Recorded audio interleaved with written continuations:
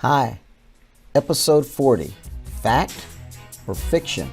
Welcome to Retirement Tactical Money Management. Joe Cantu, Chief Investment Officer of Cantu Tactical Wealth Management, is your host and has over 30 years of experience in the retirement money management profession. He is a West Point graduate with a master's in business administration and has worked for 3 of the largest Wall Street firms as a stockbroker and portfolio manager. Today's March 7th, 2022. In this episode, I'm going to talk about the big question everybody's asking. Will the market downturn be permanent or temporary?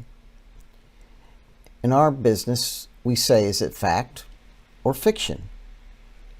And I will explain what that means.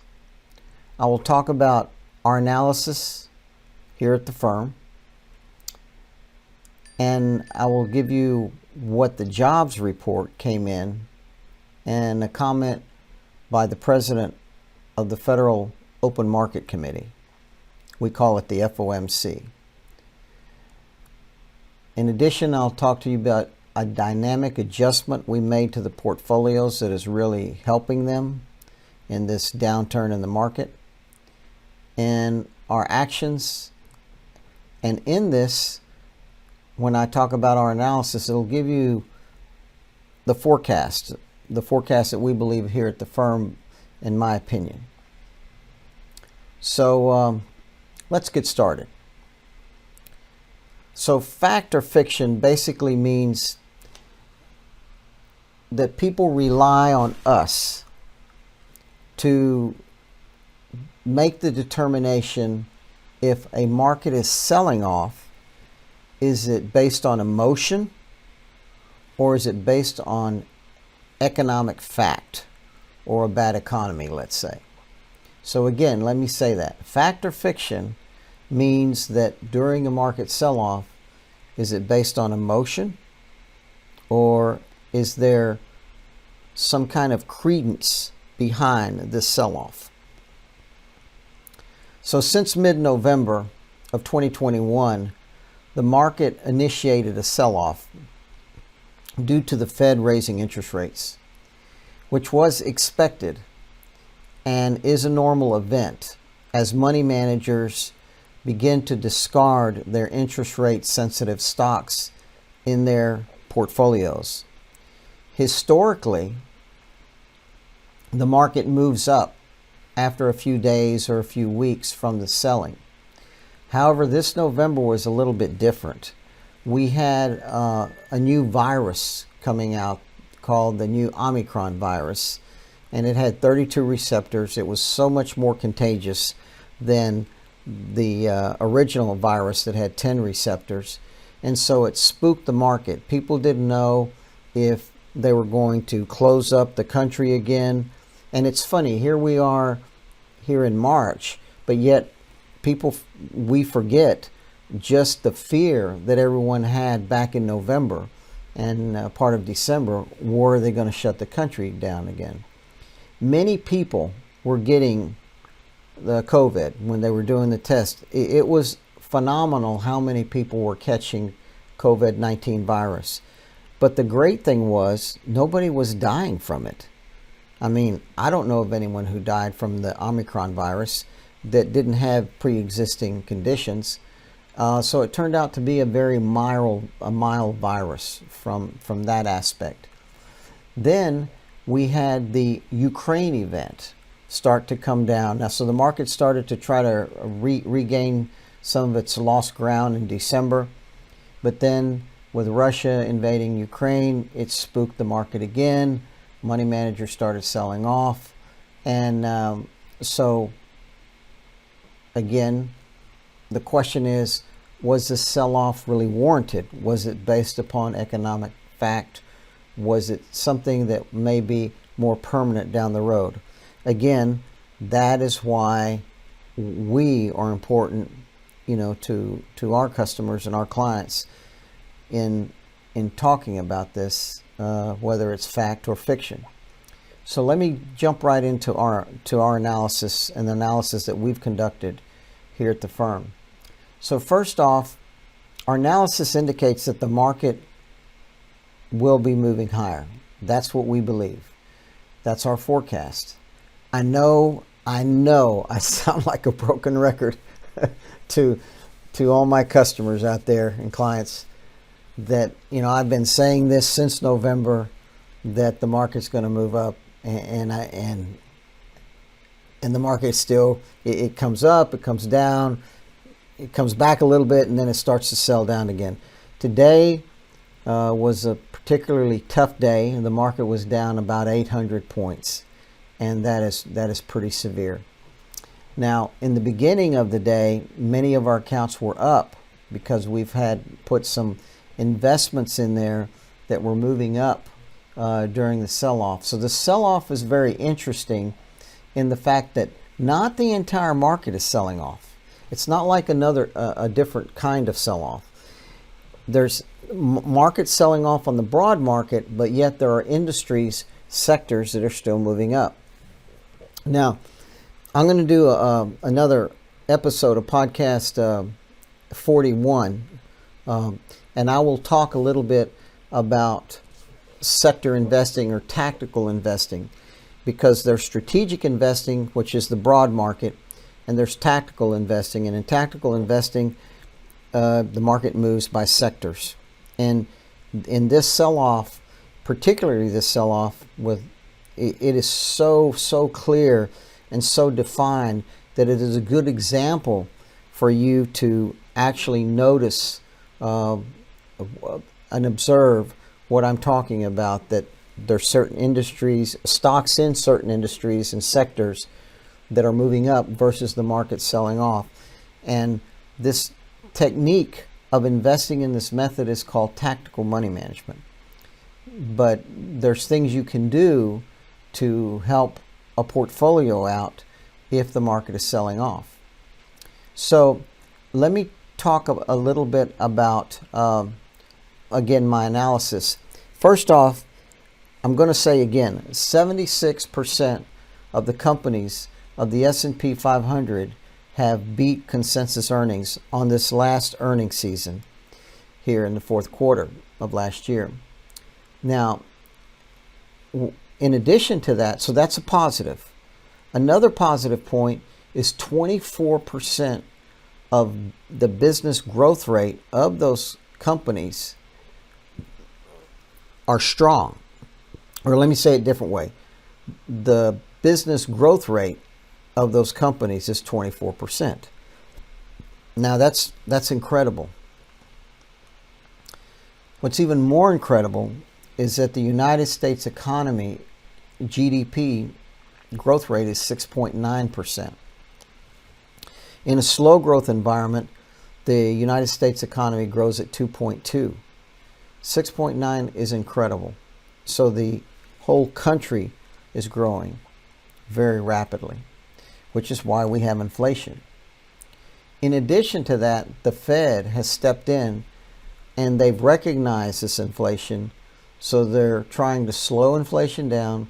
So they decided to, in June, Powell, the Fed chairman, announced that he's most likely going to raise rates next year beginning in March. And here we are in March, and we're going to have in the next coming few days, we're going to have the Fed meeting, and my guess is he will probably raise interest rates about a quarter of a point.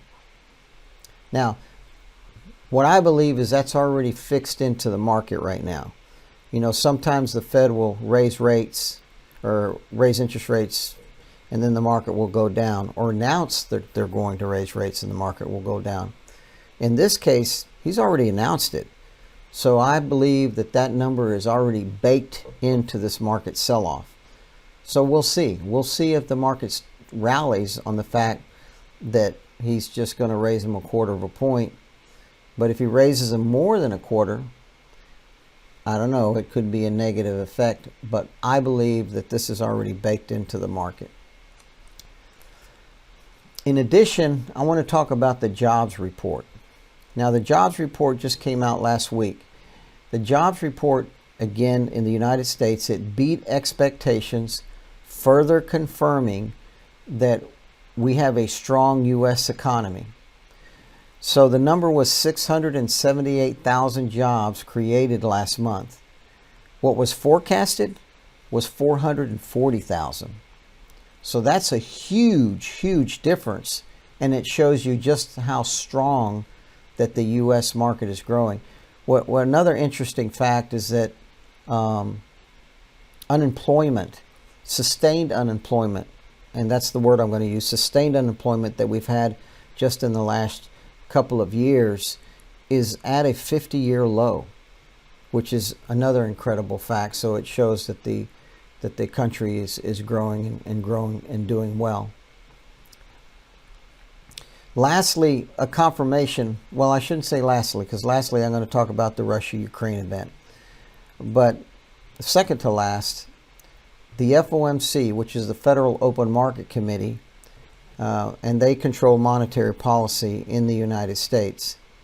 The president stated, quote, the U.S. real economy has more than fully recovered from the pandemic recession and is expected to grow faster than its longer run potential growth rate in 2022. Meanwhile, U.S. inflation is running well above the FOMC's target. This signifies another rate hike, and in my belief, I believe that the market is going higher. Because if you have growth and you have stronger earnings, eventually you can't hold down the market. Eventually the market will catch up to those earnings. So let's analyze just this comment just for a moment, because I talk to different customers and other advisors, and they talk about the economy and they say, oh, well, Joe, the economy's real. That's not the real economy. That's just the numbers that they're coming out, but that's not the real economy. If you analyze his statement, the actual statement from the president of the FOMC, he said, quote, the U.S. real economy, the real economy has more than fully recovered from the pandemic recession and is expected to grow faster than its longer run potential growth rate in 2022. So basically what he's saying, the potential growth rate that they predicted, the Fed has so many people in the FOMC committee, they have so many people who work there. So they predicted this growth rate for 2022.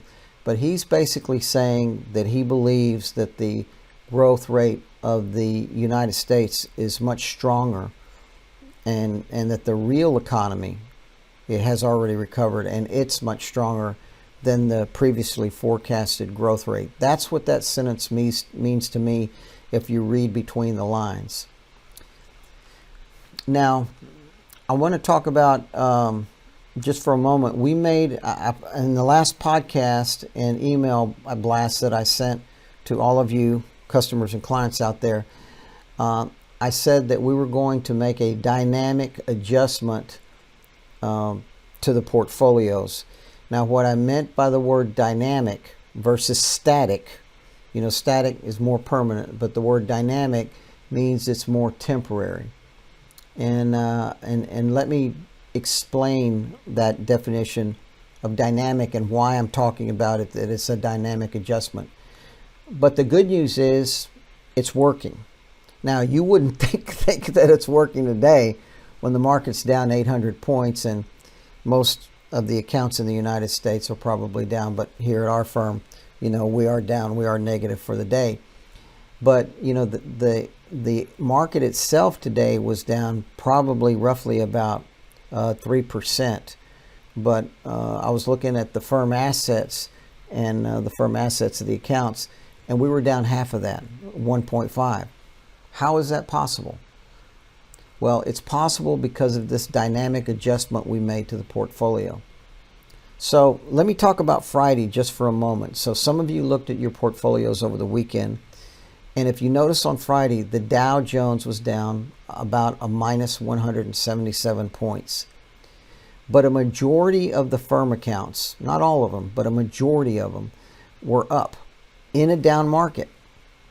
So this is confirmation that the adjustments that we made have been working and have worked as planned. So this was called, again, a tactical move because we moved certain sectors in the portfolio, not the whole portfolio, but certain sectors, rather than the buy and hold approach that other strategic money managers use. So let me explain that. So this was a tricky move. So in a normal market downturn, the most common thing to purchase as a counter market investment is fixed income securities. Some of you out there know those as bonds. And so, but see, this is a situation where you couldn't really put a broad class fixed income securities in the portfolio because the Fed's raising interest rates. And when the Fed raises interest rates, fixed income securities historically go down in value. And that's what's happening in this particular case. And for many portfolios who own a lot of bonds, you're just losing money because the Fed is ratcheting up interest rates. So you can't really use bonds as a counter market flight to safety in a portfolio when this market's selling down in this particular environment. What's interesting about this is that there's certain industries that are moving up. And primarily, and it's kind of blindsided Wall Street, that the securities moving up are in the commodities arena. And when I say commodities, I mean energy, precious metals, gold and silver, agriculture, things like that. Those are the major sectors, and any securities associated or around that sector typically are being bought by major portfolio managers, and they've been moving up. So now you're in a situation where not the entire 11 sectors of the broad market are selling down. You have a few sectors that are moving up in this particular area.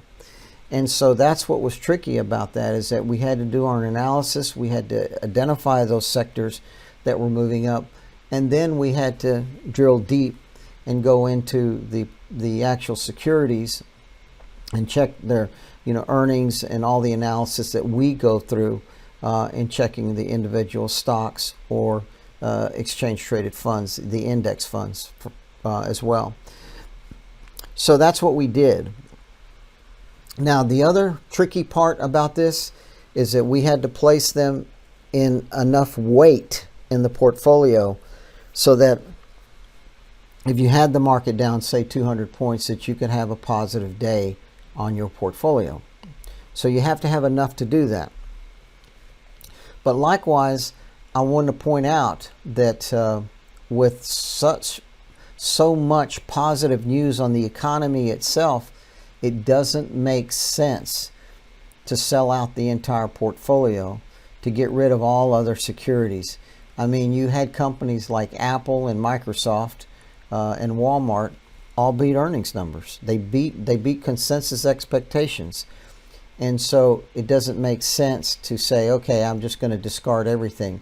Now, for people listening to this podcast, I'm not recommending those stocks. I'm saying that for entertainment and education reasons, but I am disclosing that we own those securities in our portfolios. And we have 8 different portfolios. Not every portfolio owns all 8 of them, but some of the portfolios own those securities in different amounts. Anyway, so the entire market has not been moving down. But the tech stocks, they're down pretty hard. And a lot of the sectors, broad markets, have been moving down. But there are some sectors moving up. So here's our actions that we've taken in the portfolios. Again, we have made a dynamic adjustment to your portfolio. The adjustment's done. I'm fine-tuning. Those of you who are looking at your portfolios, you can see me buying and selling securities. But not a lot, just doing a fine-tuning in some of the different portfolios. And that's all we're doing. We're doing a fine-tuning adjustment. We like the positions we own right now. And this morning I was looking at the market when it was down. It was down 300 points. Many of the portfolios were all up despite the fact that the market was down.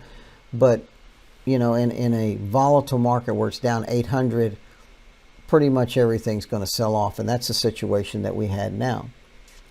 So the primary sectors, as I mentioned before, are commodities, energy, precious metals, ag, and securities around those. We've additionally added different selected securities that are moving up, particularly selective stocks and other industries that we like, and exchange traded funds as well.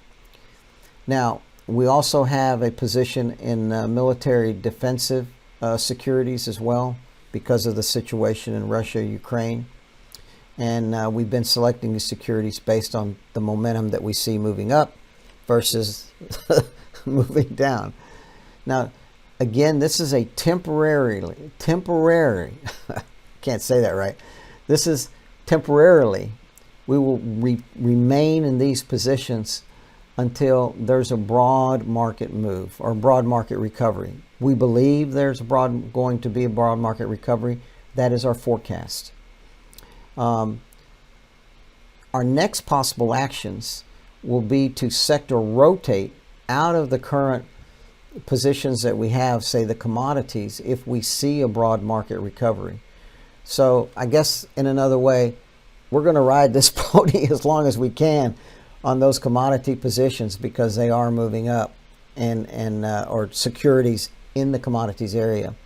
And so we're going to ride these up as much as we can. But as soon as we start to see them starting to pull back, then we're going to sector rotate. But that's assuming we have a broad market recovery. So we want to participate in that. Our feeling is if it's going up somewhere in the world and it's a sector industry, then we want to own it. So that whole aspect of moving out of one security into another is called sector rotation. Now, we are a DJIA Global Tactical Asset Allocation Manager. So we're looking at securities around the world. We look at the GDPs and the economic indicators around the world. And we are a sector rotator, an active sector rotator versus passive. So we will be moving out of it. And that's why I called it a dynamic adjustment to your portfolio. So currently our objective is to make money in both directions of the market. Now that's kind of crazy, but yeah, that's it. So if the market's down, say 200 to 300 points, and hopefully those sectors that we bought into and Friday proved that they were the right sectors, but hopefully the portfolio, if you look at your portfolio, should be up. And likewise, we still have positions in the account that are moving down, but those positions, we don't want to move out of those positions, because if the market rallies up itself and then those commodity positions are down, we still have enough of the other positions, tech, for example, and I'm not recommending that sector. I'm just disclosing that we own that position in our portfolios. But we have enough tech, for example, in the portfolio that if it starts to move up, we can make money on an up day as well. I mean, that's our objective, is to do that, and we believe we can do that. So in essence, we could make money if the market's down, say 200 to 300, or up 200 to 300 or more on the upside. So we could make money in both directions. So it's a very unusual situation that we're in right now. And again, it was working this morning, but now the market sold off about 800 points today. So it kind of surpassed, I guess the threshold of the securities that we had in the portfolio. In other words, we didn't have enough of that sector class. Even though the sector class was up, we didn't have enough of it to counterbalance the securities that were moving down. But again, we have securities that will help the portfolios in both directions, and that is so important. And we like our positions right now. Anyway, what I'd like to end by saying one more time is keep in mind that this making money in both directions of the market is predicated on a low intensity market swing. Again, so we have 800 point market swings. Yeah, you're going to lose money. We can't, we can't stop that. But in general, if they're low intensity market swings, you could still be up. The portfolios could still be up, and likewise the portfolios could still be up, obviously, if the broad market is up as well. Anyway, that concludes my presentation. I have some disclosures required by the State Securities Board at the end of this podcast. Anyway, thanks. Take a listen. Joe Cantu, Chief Investment Officer of Cantu Tactical Wealth Management, is your host and has over 30 years of experience in the retirement money management profession. He is a West Point graduate with a master's in business administration and has worked for 3 of the largest Wall Street firms as a stockbroker and portfolio manager. Over 10 years ago, he created Cantu Tactical Wealth Management, which actively balances and selects investments based on a tactical approach rather than the traditional strategic management method. Instead of the buy and hold philosophy, he believes in the pursuit of finding investments showing momentum, performance regardless of the direction of the market. His experience includes IRA accounts, 401k rollovers, trusts, endowments, defined benefit plans, 403bs, and 401k plans. Additionally, he served as a night college instructor for seniors, teaching high net worth retirement and estate planning for 14 years. Podcast views and personal opinions are for educational and entertainment purposes only and does not constitute a recommendation.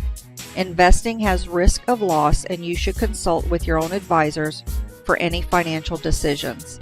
Cantu Tactical Wealth Management and Joe Cantu are a fiduciary firm and registered investment advisor in the states of California, Florida, Georgia, and Texas, providing pure independent advice and money management.